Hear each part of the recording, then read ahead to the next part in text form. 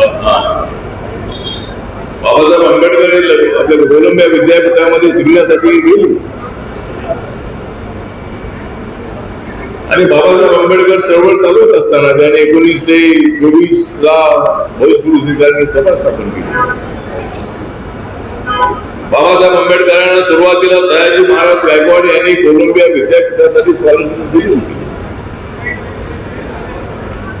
बाबासाहेब आंबेडकर त्या ठिकाणी शिकले. त्यानंतर ते मुंबईला आले आणि आपल्याला माहित आहे की त्यानंतर बाबासाहेब आंबेडकरांना छत्रपती शाहू महाराजांनी स्कॉलरशिप दिली आणि बाबासाहेब आंबेडकर लंडन किंवा पुणे शिकण्यासाठी गेले. त्या ठिकाणी बाबासाहेब आंबेडकर बॅरिस्टर झाले आणि बाबासाहेब आंबेडकर हे अत्यंत बुद्धिवादी होते. बाबासाहेब आंबेडकर हे अत्यंत शक्तिशाली होते. वेशीच्या बाहेर राहिलेल्या समाजामध्ये बाबासाहेब आंबेडकरांचा जन्म झाला. मार चांभार ढोर हे सगळे समाजाचे लोक गावाच्या बाहेर होते. गाव वेगळे होतं आणि आम्ही सगळे गावाच्या बाहेर होतो. सुभेदार रामजी आंबेडकर बाबासाहेब आंबेडकरांचे वडील आर्मी मध्ये असताना मुंबईत त्यांचा जन्म झाला आणि आर्मीची नोकरी संपल्यानंतर ते साताऱ्यामध्ये आले. साताऱ्यामध्ये आल्यानंतर त्या ठिकाणी शाळेत जाताना बाबासाहेबांना शाळेच्या आतमध्ये जाता येत नव्हतं. शाळेच्या बाहेर बाबासाहेब आंबेडकर बसून शिकले आणि मी 5 तारखेला रहमतपूरला आले. बाबासाहेब आंबेडकर मुंबईवरून रहमतपूर स्टेशनला आले होते. त्याला 5 तारखेला 100 वर्ष पूर्ण होत आहेत म्हणून त्या ठिकाणी कार्यक्रम आहे. बाबासाहेब आंबेडकर त्या बैलगाडीतून त्या ठिकाणी पुढे साताऱ्याला गेले आणि त्यांना बैलगाडीतून हा महार समाजाचा आहे, दलित समाजाचा आहे म्हणून त्या गाडी वाहनाने त्याला खाली उतरवल्याचा इतिहास आपल्या समोर आहे. पण आज जर आम्हाला एखाद्या गाडीतून त्या मालकाने गाडी खाली उतरवलं तर त्या मालकालाच आम्ही खाली उतरून टाकू आणि गाडी घेऊन जाऊ. आज कुणामध्ये हिंमत नाही आम्हाला खाली उतरवण्याची. आज कुठल्याही मास्टर मध्ये टीचर मध्ये हिंमत नाही आम्हाला शाळेतून बाहेर काढण्याची, बाहेर बसवण्याची. कारण बाबासाहेब आंबेडकरांनी देशाला संविधान दिलं, मोठं संविधान दिलं, ताकदवार संविधान दिलं, अन्याय सहन केले. पण बाबासाहेब आंबेडकर तळमळले नाही. बाबासाहेब आंबेडकरांनी देशाचा विचार करून या देशाचं संविधान दिलेलं आहे. रमाईचा आशीर्वाद बाबासाहेबांच्या पाठीमागे होता. रमाई ताकदीने त्यांच्या पाठीशी उभ्या राहिल्या. उपाशी तापाशी राहून त्यांनी दिवस काढलेले आहेत. अशा पद्धतीचे जीवन आहे. आज भीमराव आंबेडकर या ठिकाणी आलेले आहेत. ते बाबासाहेबांचे नातू आहे, ते फॅमिली नातू आहे, पण मी सुद्धा नातू आहे. मी बाबासाहेबांच्या विचाराचा नातू आहे आणि बाबासाहेबांच्या कुटुंबाबद्दल आम्हाला आदर आहे. भीमराव आंबेडकर अत्यंत ऍक्टिव्ह असणारे अशा पद्धतीचे नेते आहे. भारतीय बौद्ध महासभेचं काम करतायत. मी बाबासाहेबांचा हरिभरून लक्ष चालवतो आणि आम्ही कुठे असलो तरी आम्ही सगळे एकत्र. बाबासाहेब आंबेडकरांच्या नावाने आम्ही कुठे एकत्र जातो.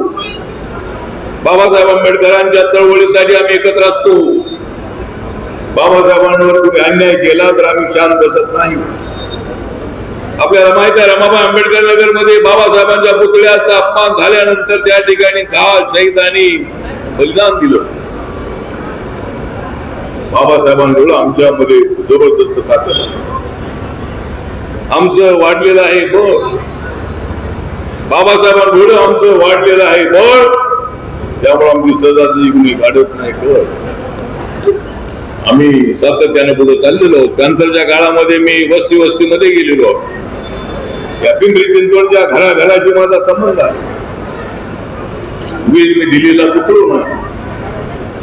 सहजासहजी दिल्लीला पोहोचवणं सोपं काम नाही. पण मंत्री कसं म्हणायचं माझ्याशिवाय दुसऱ्या कोणाला जमलं नाही. मंत्रिपदाचा विषय नाही, पण सत्तेमध्ये आपण आलं पाहिजे. बाबासाहेबांनी सांगितलं की सत्तेमध्ये आलं पाहिजे आणि त्या पद्धतीनं आपण समोर जाऊ.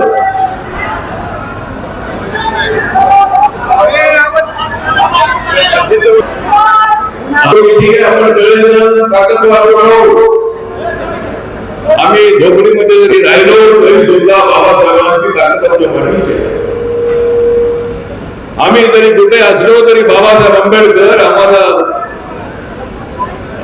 शिकती घेतात अजिबात. आणि आज पिंपरी चिंचवड महानगरपालिकेने आज रमाईच्या स्मारकाचा अत्यंत चांगला उद्घाटनाचा आपल्या भूमिपूजनाचा कार्यक्रम ठेवलेला आहे आणि जवळजवळ 23 कोटी रुपये खर्च करू या ठिकाणी हे स्मारक 2 वर्षाच्या आत पूर्ण होणार आहे. 2017 सालामध्ये चंद्रकांता सोनकांबळे आमच्या आरपीआयच्या नगरसेविका होत्या. त्यांनी यांची मागणी केली, पाठपुरावा केला आणि 8-9 वर्षानंतर का सेना कुणाला वावळकर आहे, तंत्रपाळे आहे, हे 2 नगरसेवक आमच्या आरपीआयचे निवडून आलेले आणि त्यांच्या प्रयत्नाने आमचे आयुक्त साहेब या ठिकाणी आलेले आहेत आणि आमचे सूर्यवंशी अत्यंत ऍक्टिव्ह अधिकारी आहेत. त्यांनी फाईल लवकर क्लिअर केलेली आहे. अधिकारी सहजासहजी फाईल लवकर क्लिअर करत नाही, आपण मात्र लवकरात लवकर हा निर्णय आपण घेतलेला आहे. आणि या ठिकाणी आजच्या कार्यक्रमात अत्यंत महत्वाचं अशा पद्धतीचं ते आपण सर्वजण या ठिकाणी उपस्थित आहोत आणि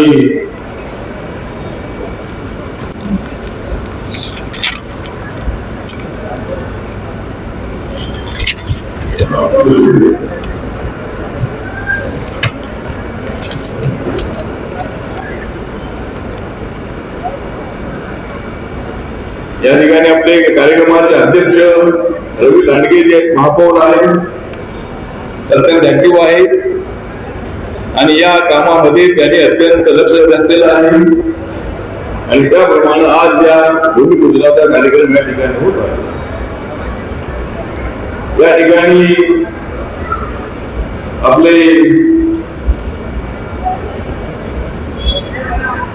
शंकर जगताप साहेब इथले आमदार आहेत, महेश जानगे साहेब आहेत, हे सुद्धा या ठिकाणी होते पण त्यांना मुंबईला मिटिंग असल्यामुळे गेलेले आहेत आणि आपले भरतोडे साहेब आमचे उपसभापती आहेत, ते सुद्धा या भागातले नगरसेवक आहेत.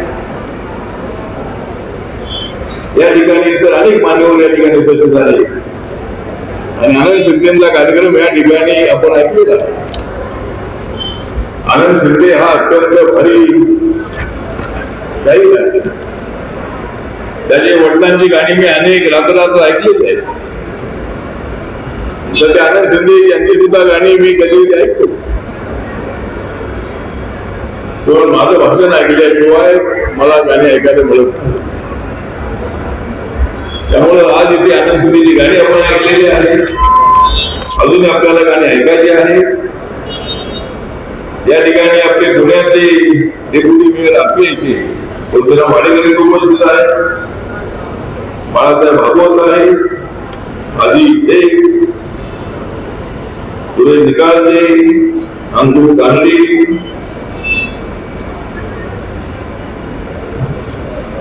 आणि अनेक आपले मान्यवर या ठिकाणी उपस्थित आहे. त्यामुळे रमाईचं स्मारक होतं याचा आम्हाला आनंद आहे. अनेक ठिकाणी रमाईची स्मारक होतात आणि रमाईचं भव्य अशा पद्धतीचं स्मारक कुठेतरी मोठ्या पद्धतीने आम्हाला करायचं आहे. या ठिकाणी 23 कोटी रुपये आपण खर्च केलेले आहेत. बाबासाहेबांचा पुतळा जबरदस्त चांगला आहे. सावित्रीबाई फुलेंचं स्मारक इथं आहे, महात्मा ज्योतिबा फुलेंचा पुतळा आहे, शिवाजी महाराजांचा पुतळा या ठिकाणी आहे. आपण उभे करायचे आहे. म्हणजे बाबासाहेब आंबेडकरांचं संविधान आहे, त्या संविधानाप्रमाणे जाती व्यवस्था संपूर्ण झालेली आहे. समाजामध्ये समता प्रस्थापित झाली पाहिजे. बाबासाहेब आंबेडकरांनी महाडगावला दयाचा सत्याग्रह केला होता 19 मार्च 1927 ला.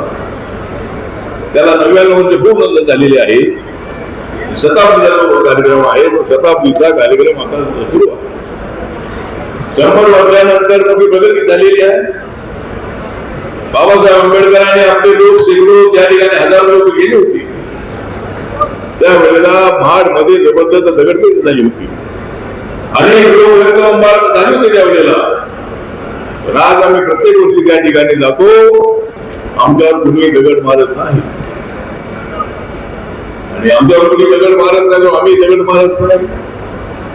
त्यामुळे दगड कुणाला मारण्याचा विषय नाही आहे. दगडाने दगडाला उत्तर देणं हे आपल्याला जमणं अशक्य आहे.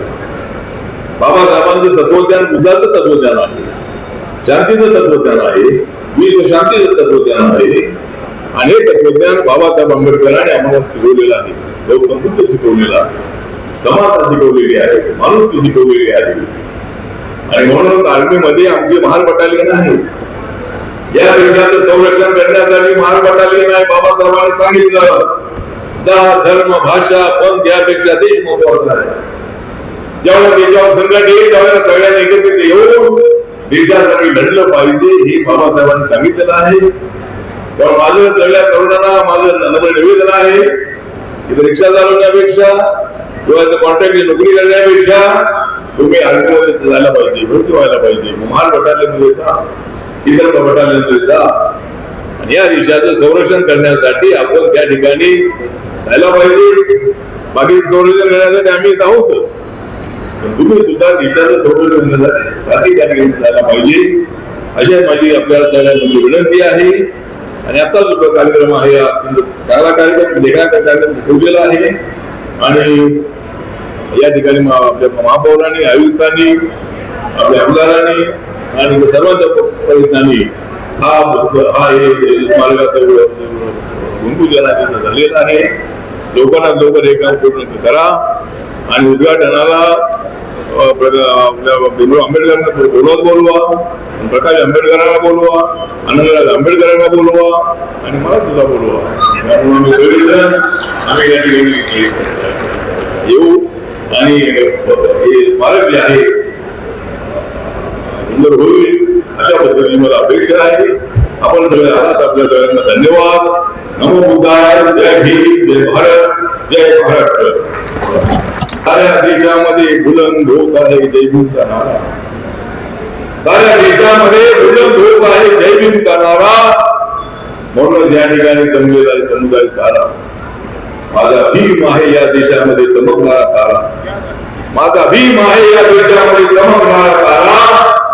जर माझ्या भीमाचा कोणी अपमान केला तर वागून टाकू आम्ही त्यांचे महाराज.